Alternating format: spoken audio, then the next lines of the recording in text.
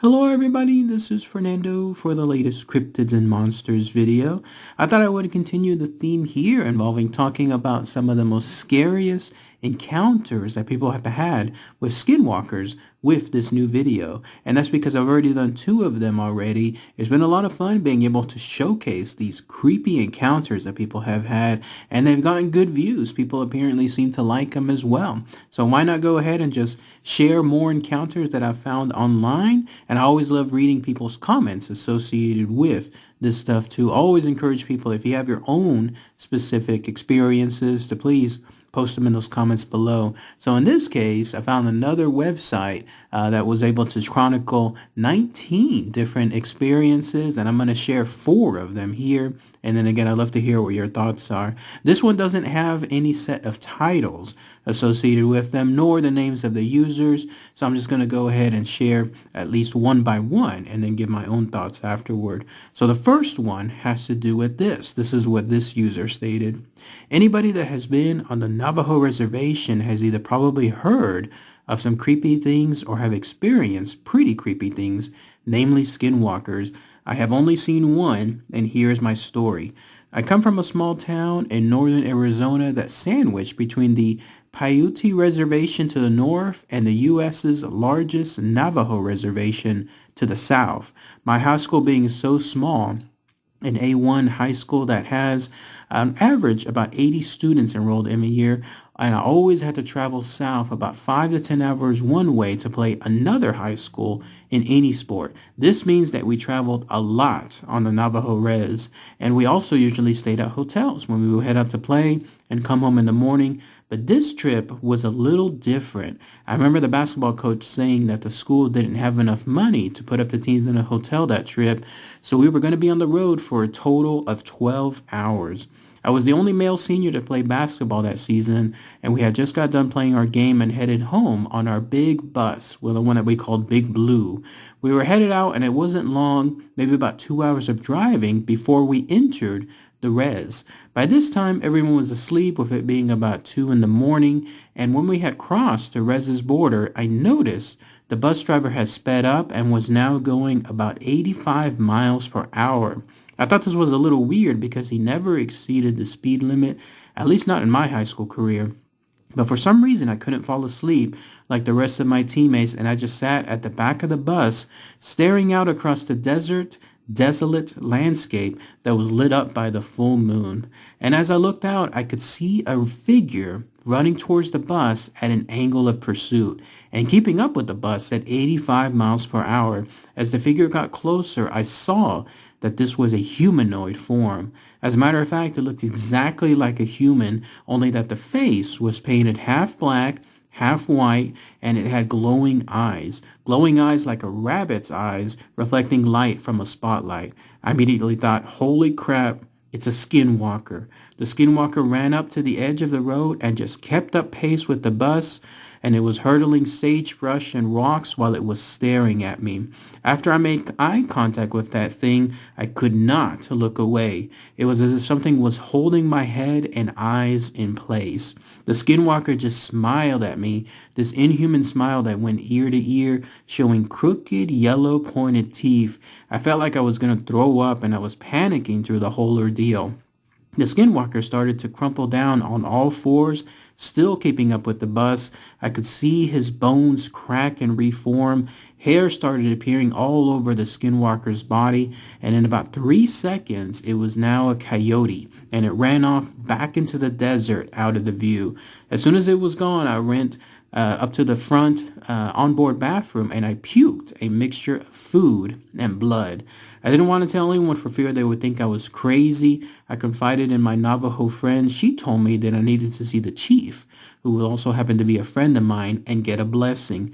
And so I saw him the next school day in the parking lot. He just came up to me and mumbled something in Navajo while waving a feathered scepter-like thing, turned around, got in his truck, and then drove away. To this day, I still haven't seen another skinwalker. It might be due to the fact I moved away from that town and res, and if I do have to go south, I go around, way around.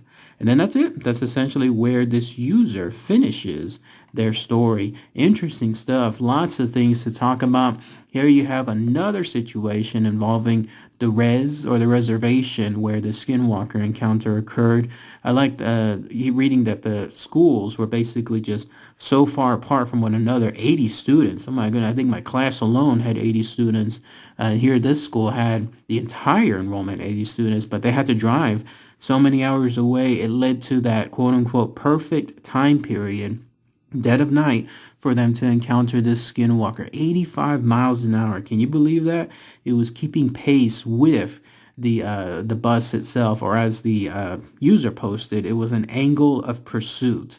It kept up at that pace on an easy basis, and then it knew that this user was watching them, and it smiled. That eerie smile from ear to ear, knowing it was causing all this fear. Crazy stuff. Can you imagine being out there in the bus in the middle of nowhere and then seeing this thing coming about?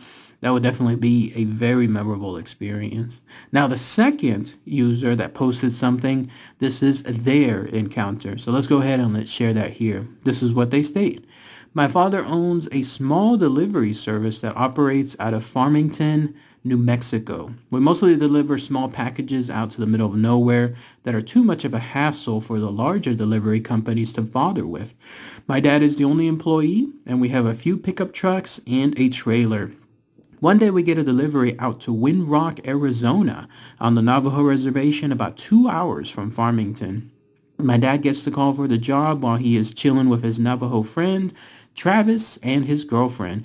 Travis mentioned how he's got family in Windrow Rock that he hasn't seen in ages, and I suggest they go with him. I was about 6 or 7 at the time, and it was the summertime, so Dad decides we'll go down together. He can do his delivery really quick. Then while Travis sees his family, we can go check out the Windrow Rock, which is a big rock face with a large hole in it that goes to the other side. Pretty cool stuff. We had the convoy in separate trucks since my dad's was loaded with the freight, and we decided to bring along some talkie-talkies so we could communicate with one another. So we spend our time in Windrow Rock. Everything is generally uneventful, and we start heading home along the old highway with my dad and I in the front, and Travis and his girlfriend in their truck behind us. I honestly don't remember most of the Windrow Rock trip, but this next part I can never forget. We're somewhere on the highway between Windrow Rock and Gallup, New Mexico. It had just rained earlier in the day, and the road was kind of slick, so we were taking it pretty slow. On the left on the highway, there is nothing but sandstone cliffs, but on the right, there is a huge field separated from the road by a small barbed wire fence.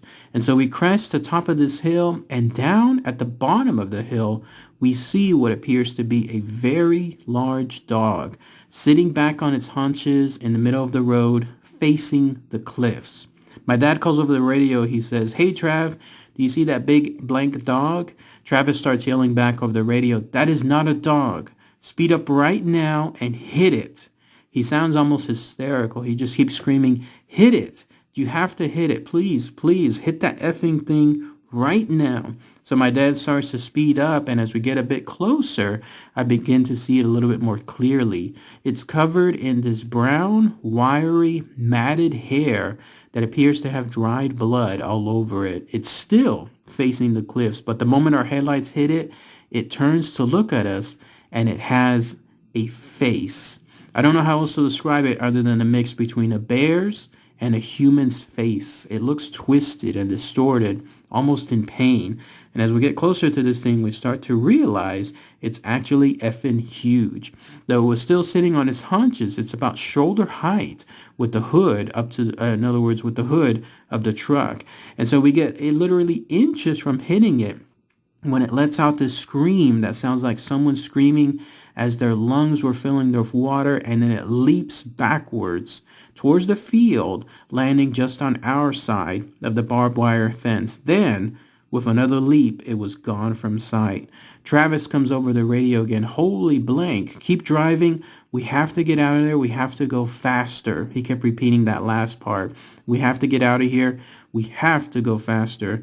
Pretty soon we were speeding like crazy, and just as we start to come near the outskirts of Gallup, we get pulled over. Travis pulls his truck over with us. Naturally, this makes the cop, a Navajo man himself, very on edge, and he immediately asks why. Travis felt the need to pull over as well. Travis says, "We just saw a skinwalker a few miles back and it's been following us." The officer immediately turns white, stammers something about a verbal warning, gets in his car, and takes off. We do the same. We didn't see anything else that night, but when we got home, Travis refused to let us leave without taking some kind of Navajo totem thing that was supposed to keep it away. So yeah, I guess that's my Skinwalker story. Sorry for the length, but thank you for reading. If any of you guys have any experiences, I'd love to hear them. And that's it. That's essentially where this user ends their story. Yet again, another encounter at the res. In this case, traveling from point A to point B involving deliveries. I love the detail associated with that too. Here it makes total sense.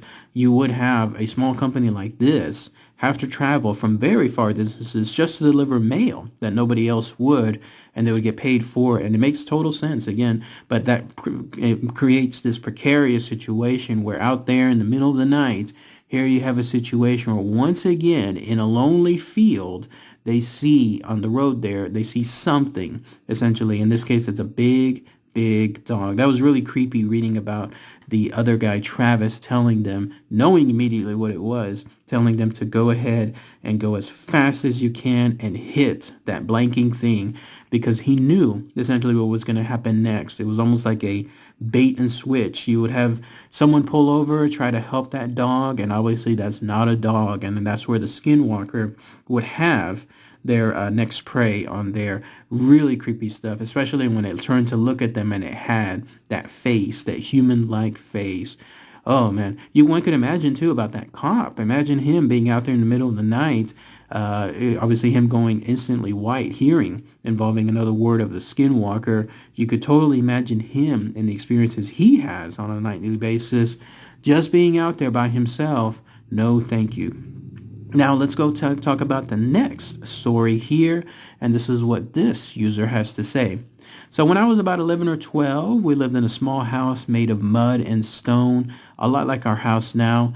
It was two of my brothers and I in the house. Everyone else had gone to the Jam's feast and left us to tend to the sheep. We were getting ready for bed when we heard the dogs going crazy outside.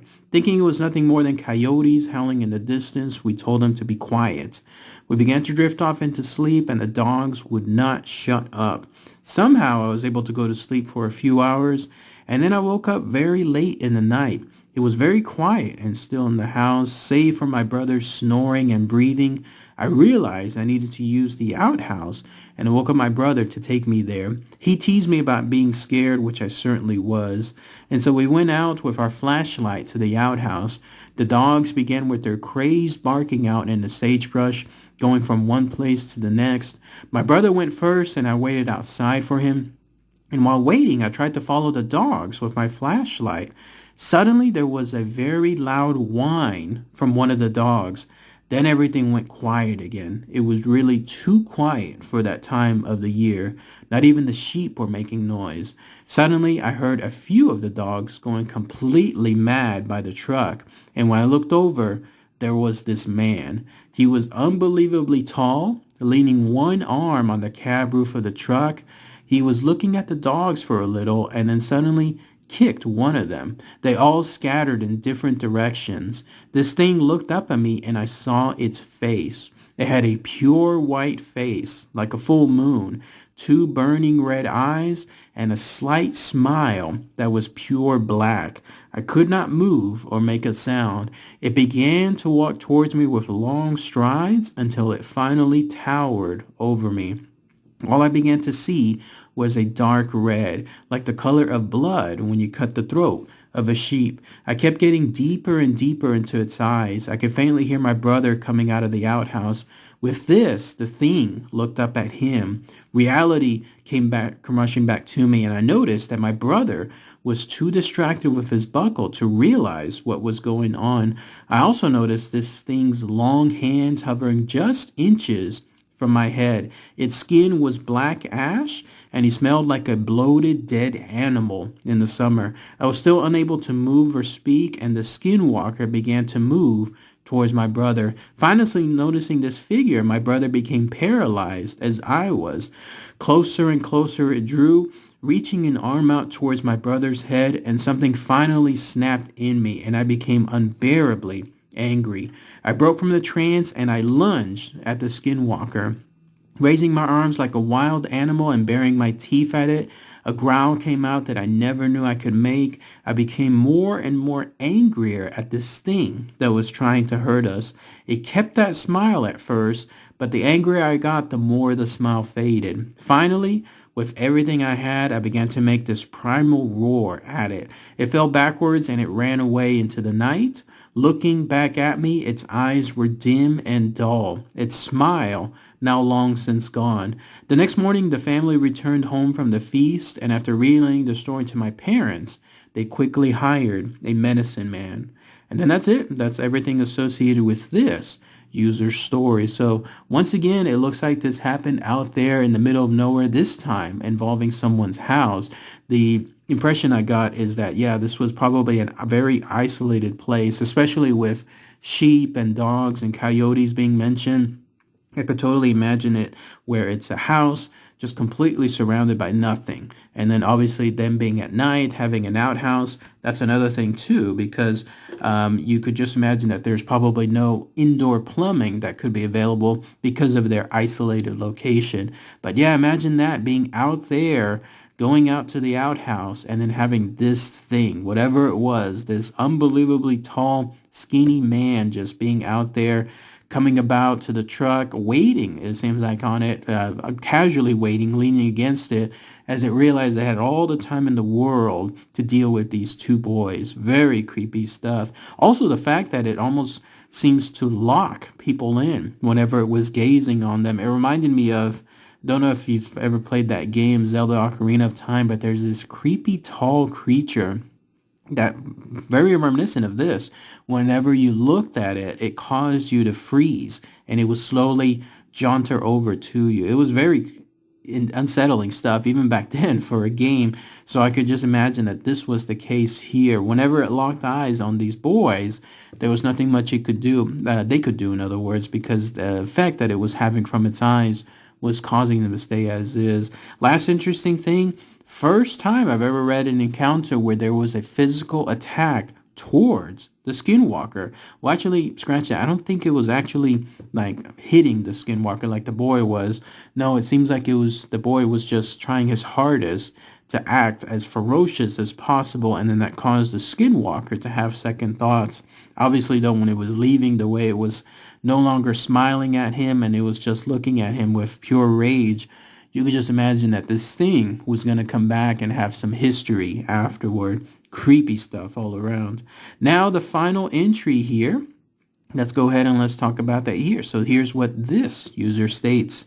It was 1995. I had just graduated high school, and an old friend who I haven't talked to in 7 years now and I were hanging out, and I said, let's go to New Orleans. And so we did. We had $140 between us, and back then that was more than enough. We made it to New Orleans, almost died from the culture shock, and turned around and headed to Magnolia, Missouri to get some sleep. And so we stayed at the Magnolia Inn. It was a blank hole, but it was nice and cool. It was May or June, and this was cool as the only adjective that mattered. And so we stayed up that night playing poker, drinking Gordon's vodka, talking about who knows what, probably girls, college, and so on. At some point I said, ever been to Texas? And he said, nope. And I said, pack your bag and let's roll. And so we had a road atlas, Marshall, Texas, right across the border from Shreveport. And so we arrived in Shreveport, made a phone call to another friend who we were actually supposed to be staying with. Both of our others had called looking for us. The only person that knew where we were was the buddy on the phone, but it was no big deal. We would be heading home in a day or two. I'm being short on details because if I don't, this will turn into a novel-length story about chasing armadillos and then being chased by the boogeyman. And so before we left the rest area there in Shreveport where we made the call, we saw an armadillo. Let me tell you something about armadillos. Those bastards will hiss, jump, and turn into Tasmanian devils if you corner them. They also carry leprosy. We were 18, and so we chased that armadillo around for an hour. Now let me tell you about Shreveport. I don't know how it is now, but in the summer of 1995, and looked and smelled like a place where oil and metal went to die. It was dirty. It was a blank hole. We crossed a bridge and saw people fishing 100 yards from where a drainage pipe from a factory was, and it was spewing this wastewater upriver from the fishermen. The locals reminded me of the locals there in Adamsville. Bald-headed women and cross-eyed men, a lot of bald-headed, cross-eyed kids. I'm sorry, but it was a Rob Zombie movie come to life. I felt like I was going to be assaulted because I had a full head of hair and could see straight. The best part of Shreveport was an armadillo that might possibly have leprosy, and Marshall, Texas was 40 miles away, so we rolled on. Marshall was a decent little town, home of the Fire Ant Festival. We stopped at a little barbecue joint and had a Coke, a Smile, and some pulled pork. It was getting late and the sun was setting, and we looked at the map and decided to backtrack a bit and head up Rural Road 43 through Karnak and past Caddo Lake. We would eventually run into Highway 59, head to Texarkana, and then head back home. When we left the barbecue joint and headed towards 43, it was dusk.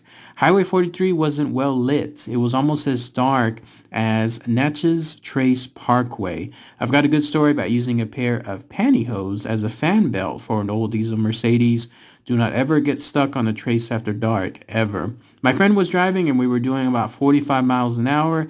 Any faster would have been reckless, even for a couple of 18-year-old dumbasses. This road was kind of like Christmasville Road. The locals reading this will know what I mean. The non-locals just have to use your imagination. It was dark, winding, full of hills that ended in curves. There were beady and glowing eyes on both sides of the roads. You could hear the crickets and the bullfrogs over the sound of the wind rushing by that old Sentra. It was peaceful and creepy at the same time. The humidity was a real thing, tangible. The air was thick. It smelled like pastures, hay, and swamp. We drove for what seemed like hours, and it was after midnight, and I saw a sign that informed me that Bivens was the next town of any size. I was hypnotized by the yellow lines on the road, and we hadn't seen another car in at least an hour. Sleepy. And so I rolled the window down and lit a cigarette, and there was music coming from the radio, the tape player. It was either Tupac or Bob Seger. I smoked my cigarette absent-mindedly, flicking ashes out the window. I took one last puff and flicked the Camel Short off into the woods. And then I saw it. I never looked to my right. I didn't even kind of peek to the right. Maybe I did a little when I flicked the cigarette away. I don't know. What I do know is that in my periphery, there was something running alongside the car. It was just behind the window, behind where the edge of the door ends and before where the back window begins. I looked over at the speedometer, 40 miles an hour. I looked at my friend. He was looking straight ahead. I looked straight ahead, and I could still see it. I could see one huge arm, matted hair, reddish-brown, sticky-looking, primal. I eased my right hand over and rolled up my window. My friend was still looking straight ahead. His jaw was clenched, and he put both hands on the wheel, and he sped up. No words were said. I looked straight ahead, and still out of my periphery, I could see that arm moving, muscles and tendons visibly ripping beneath that matted hair. As the car gained a little speed, the thing running alongside us lost pace slightly, and then I saw the hand on the end of that nightmarish arm. The hand was clenched into fist the size of a cantaloupe, a big cantaloupe. It was covered in the same hair but slightly darker around the fingers, like it was stained with something. Suddenly the hand unclenched, and then I saw the claws, black as this damned after Texas night dark. Those claws were at least 2 inches long, sharp, like an animal's. This wasn't a hand so much as it was the killing paw and claws of some beast whose only purpose was to kill and eat. I looked back at my friend. I looked at the speedometer, 50 miles an hour. I looked straight ahead. It was still there. I lit another cigarette, didn't roll the window down, and simply said, "Sheep." The music had stopped. I finally broke the silence and said, "Hey, do you?" And before I could finish, my bunny said, "I see it. I've been seeing it. I can't even see you, but I can see whatever the hell that blank is. And so I said, how much do you see? And he said, more than I want to. And so I said, speed up, John. Just speed up. It can't keep up forever. I looked over at 55 miles an hour. Whatever was chasing us silently was starting to lag behind.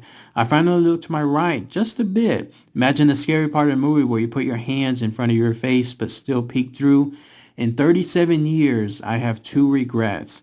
One is picking up that first cigarette, and the other is me looking to my right that night. This beast was huge. Its chest was above the top of the car, and all I could see was that matted reddish-brown hair.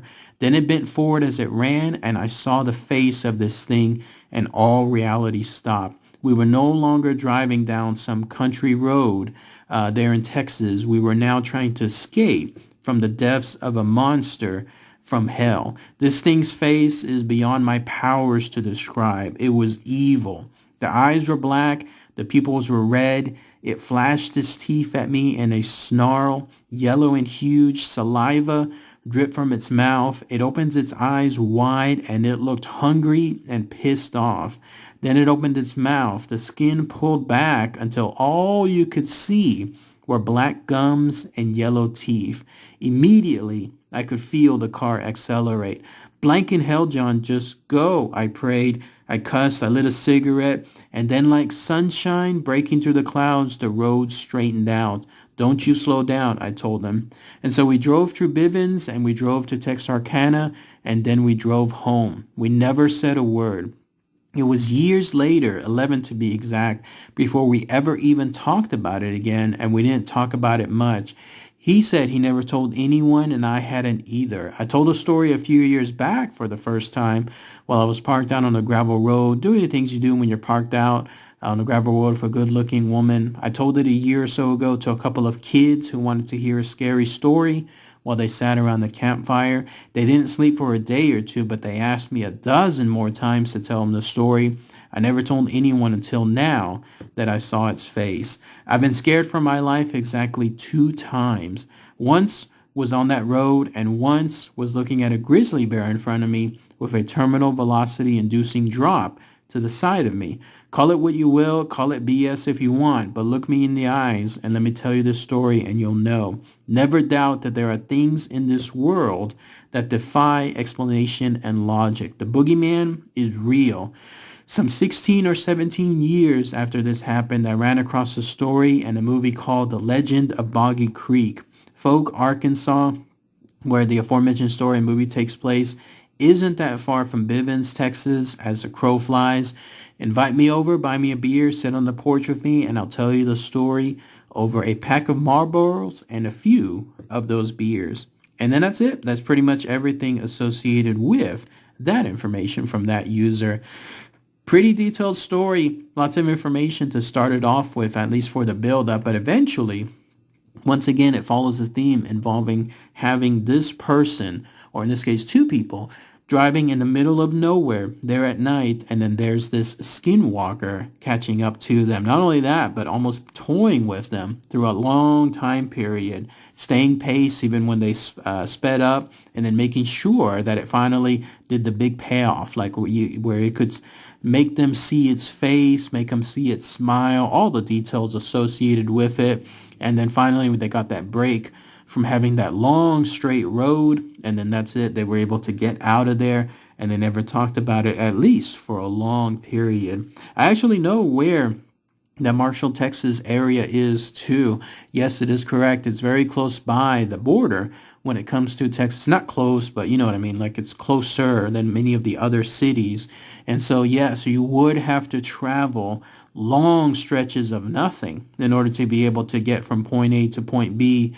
And this is the first time involving a potential skinwalker here in Texas that I've read about. I'm going to have to keep my attention on that in the future, because normally whenever I do my travels, ghost hunting or going to other places throughout Texas, I too travel these long roads, sometimes in the dead of night.